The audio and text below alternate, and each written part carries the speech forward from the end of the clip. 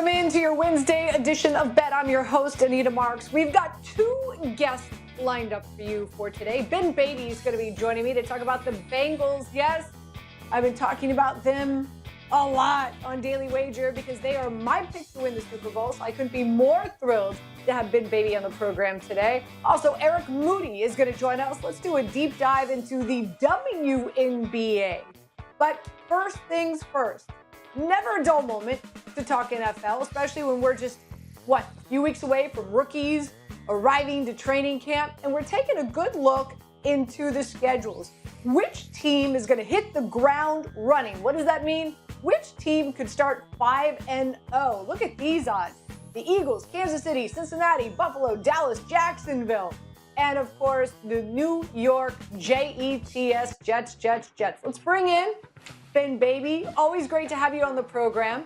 So I will ask you, out of all the teams, 32 teams in the NFL, what's the one pick you have that you feel most confident will start 5-0? Listen, Anita, for me, it's not about the confidence. I want to make a little bit of money if I'm putting some money down. And in this case, give me the Cowboys, because when I look at those odds, to me, that screams the best value. You look at that, at where they're at. Our ESPN analytics has the Cowboys favored in their first 4 games. In the 5th game, they're a slight underdog against San Francisco, hence kind of the odds that we're seeing at DraftKings. But the 49ers, according to our metrics, are only about a 54% favorite or have a chance to win that game. And this Dallas team, I really like what they've done. They brought in Brandon Cooks to supplement that receiving core that's led by CeeDee Lamb. I know there's a lot of conversation about Dak Prescott and those interceptions, but I think those are going to go down, especially if those receivers can create a little bit more separation and you don't have to get anybody started about that defense. So if you're looking to maybe find a nice value bet, I know there are some safer options on the board, but give me Dallas at what they're at. I like it. I do believe that the Giants are going to give them a run for their money in week 1. You're obviously not putting a lot of value in Aaron Rodgers being with the Jets. You've got the Cardinals, the Pats. I think a lot of people are underestimating the New England Patriots this year, especially now you got Bill O'Brien there as their offensive coordinator.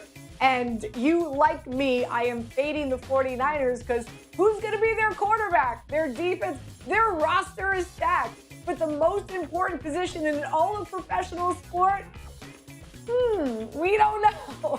So I am fading the 49ers as well. I'm going to list for you 3 teams that I think have a real good shot of starting the season 5-0. Let's start first and foremost with the Buffalo Bills. I know no surprise there. Look at their schedule, right?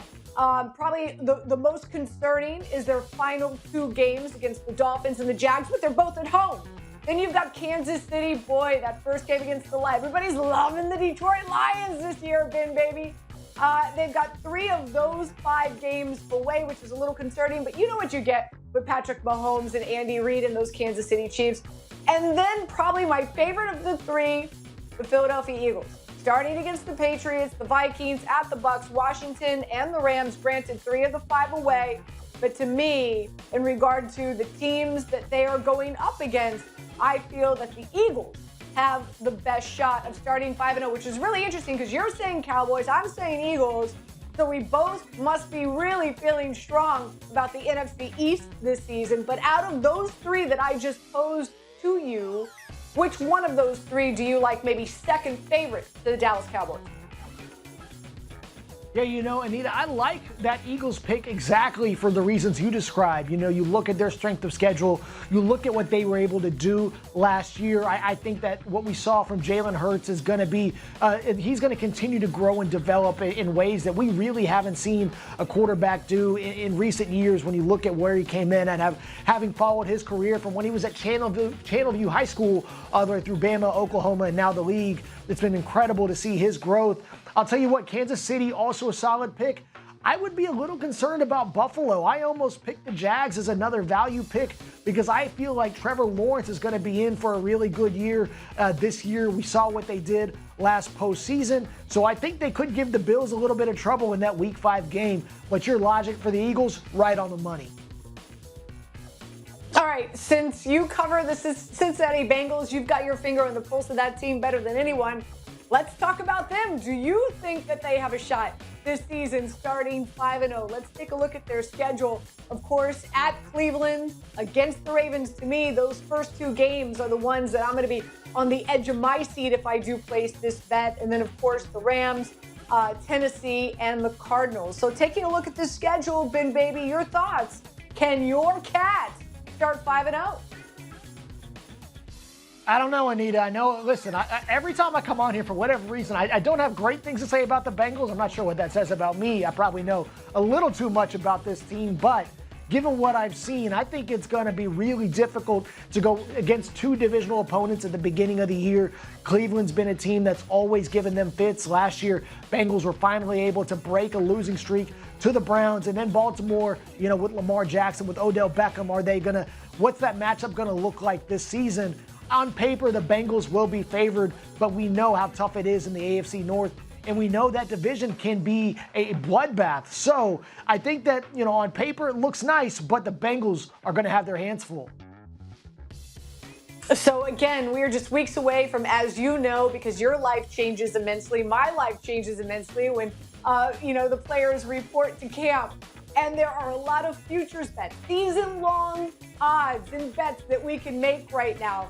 So I'm sure you've gone on, you've seen all that is out there. There is a plethora that we could wait. Look at this. There's a plethora we could wager on. What is your favorite season special prop bet on DraftKings? Anita, I've got my dry fit polos, I've got my shorts, I've got the straw hats. I'm ready for camp to start. And when I get out there in a few weeks, I'm going to be looking at this Bengals offense because this has the capability to be one of the best offenses in the NFL. And one of the bets that really caught my eye was Joe Burrow, or the Bengals, I should say, having a passing touchdown, at least one in every game. You go back and you look at this team, the last time they didn't have a passing touchdown, you have to go all the way back to week 9 of the 2021 season in a game where they got soundly beaten by Cleveland. And even with Joe Burrow not on the field in some of these Week 18 games like they have the last couple of years, the Bengals have still been able to get that passing touchdown. Now, instead of Brandon Allen, it's going to be Trevor Siemian, who will likely be their backup quarterback. But given the passing volume that we see out of this offense, the way Zach Taylor runs things, and let's be honest, when Joe Burrow's on the field, you have a lot of confidence in him. That bet, to me, I think can make a lot of people some cash this season. I like it. So you and I kind of on the same wavelength there. There are 3 futures bets in regard to the Bengals that I had our producer Addison pull up for me on the graphic. I think he just showed it a second ago. And I'm with you. Not just one passing touchdown, but one touchdown in every game this season for Cincinnati at -135. Are you kidding me, Ben Baby? I'm all over that. Jamar Chase, 100 receiving yards in 8+ games this season. Don't forget, we've got 17 now on the schedule.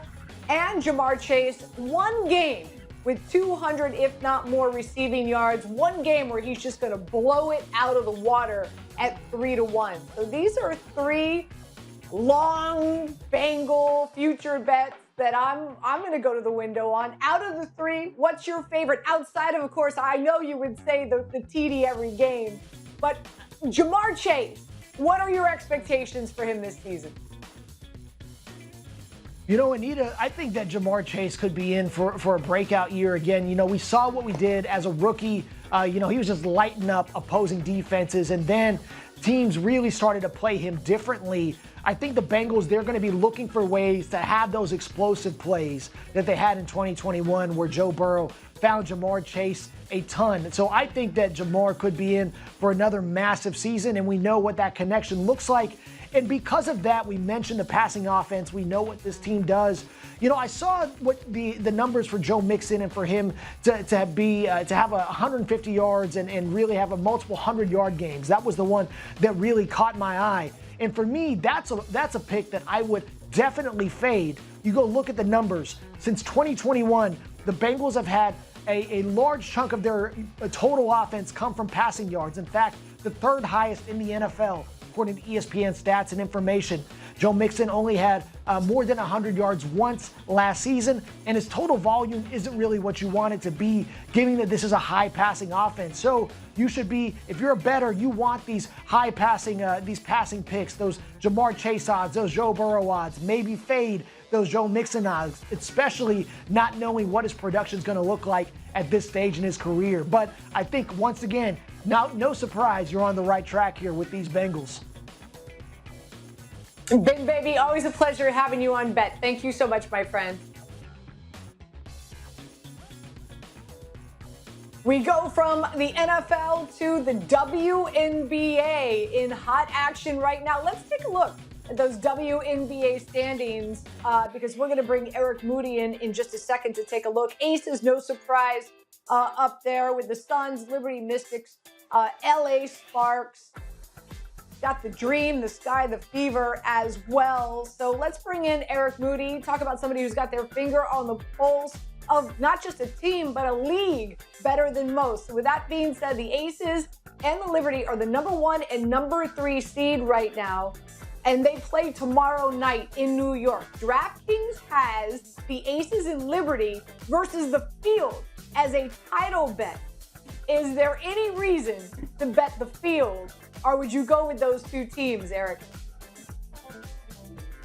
Yeah, Anita, when I think about this, I would go with the Aces and the Liberty. It's really difficult to bet against them. Now, I'm going to break things down for you. You look at this New York team, their best 13 game start since starting 11-2 back in 1997.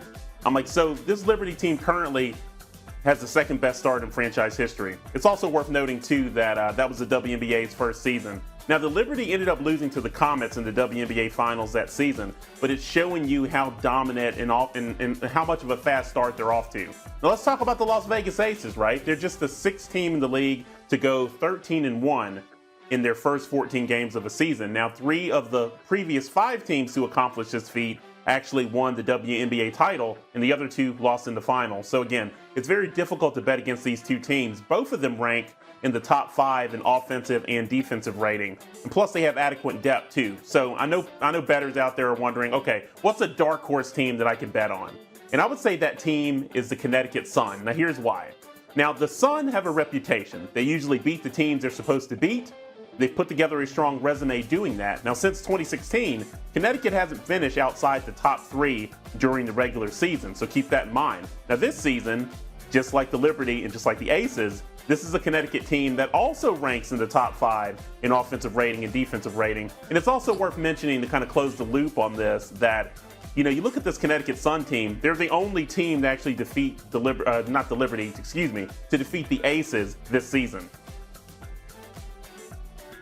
So that's your dark horse. In talking about the Liberty, no surprise, Breanna Stewart favored to win the MVP.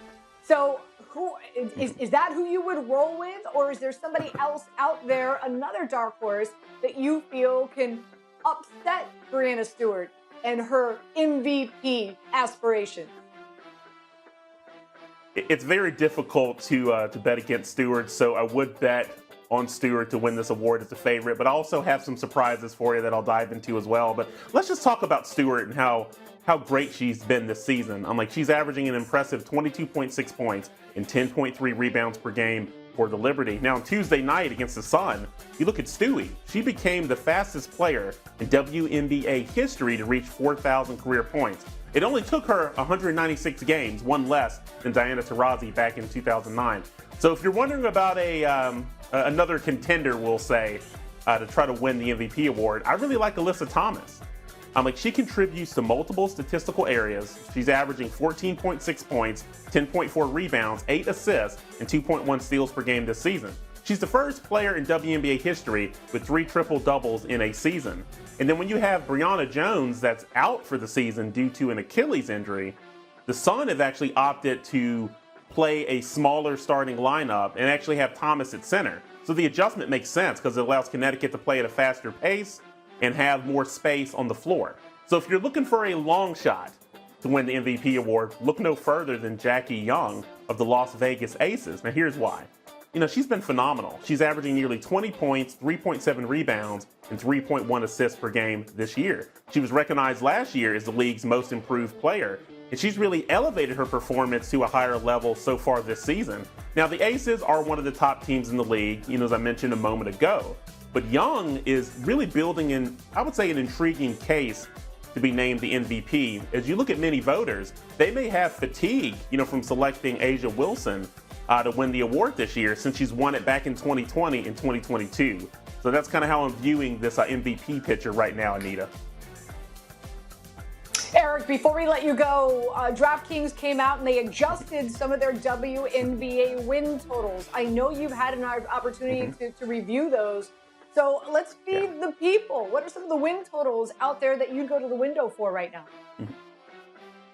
Well, I've got four that really caught my eye. The obvious ones are the New York Liberty over 28.5 wins, and also the Las Vegas Aces over 33.5 wins. Now, the WNBA plays a record 40 regular season games in 2023, but I do want to spend a little bit more time on two bets that I think are under the radar. You've got the Phoenix Mercury under 13.5 wins. They have the worst record in the league. You've got rebuilding teams such as the Seattle Storm, Indiana Fever, and Minnesota Lynx actually have better records than the Mercury right now. You've got Vanessa Nygaard. She was fired following an embarrassing loss to the Seattle Storm. Now you've got an assistant coach in Nikki Blue who will take over as the interim head coach and inherits a Mercury team that ranks dead last in offensive rating and defensive rating. And you've got Brittany Griner, who's returned this year after not playing all of last year.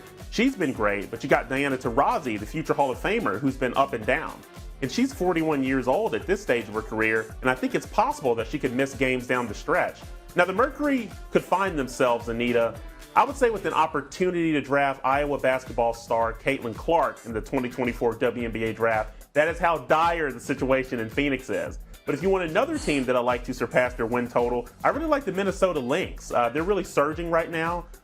They started off the season 0-6, but they've gone 5-3 since then. And they've got a talented group of rookies and also veteran players. You've got Diamond Miller, who finally returned to the fold to play against the Seattle Storm on Tuesday night. She missed 8 games with an ankle injury. She performed well with 18 points. She also had 4 rebounds and 5 assists. And you've got another rookie that's under the radar, Dorka Juhas, who's performed very well. She set career highs in points and rebounds in that game as well.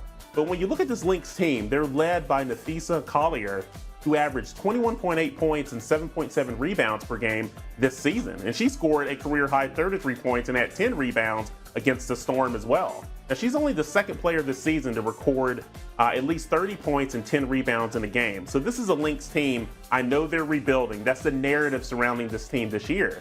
But this is a talented group of players here. And this Minnesota team, I believe, can actually surpass expectations of bettors for the rest of the season.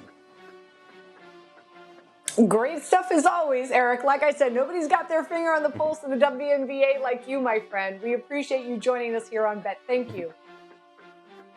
No, you're welcome. As always, we like to end Bet with Before I Let You Go. And it's Wednesday, so what does that mean? Golf tournament, that's right. In Detroit, the Rocket Mortgage starts tomorrow, so it's time for a little par 3. 3 guys that I've got my eye on. And this is a name that you probably haven't heard yet. Ludwig Aber. He has destroyed the college circuit. He won 4 of his last 6 final events in college. He's had 3 PGA Tour starts, 2 top 25 finishes. One of the best drivers on tour right now. He gained 5 strokes off the tee at the Travelers last week. His short game is solid. And since this is not a star-studded event, he has a good shot here of winning this. I'm playing him across the board.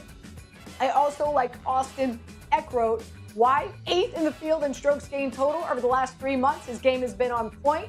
Tied for 24th last week. Almost finished in the top 10. Unfortunately, had a tough hole where he bogeyed. Also tied for 2nd at the Byron Nelson. And his last 5 outings, he's finished in the top 30 as well.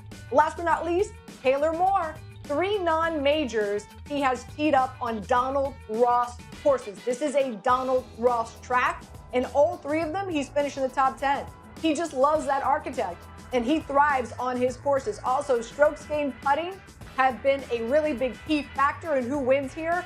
and Moore ranks 27th on tour for the season. So my par 3, these are the 3 guys that I'm going to be going to the window for, and also I will be playing in my DFS lineup. Again, I want to thank Ben Beatty and Eric Moody for joining us here on this Wednesday edition of Bet. Everybody, enjoy. Football will be here before we know it. Make sure you tune in to us on Friday as well. We'll have more football content for you as well. We'll see you then.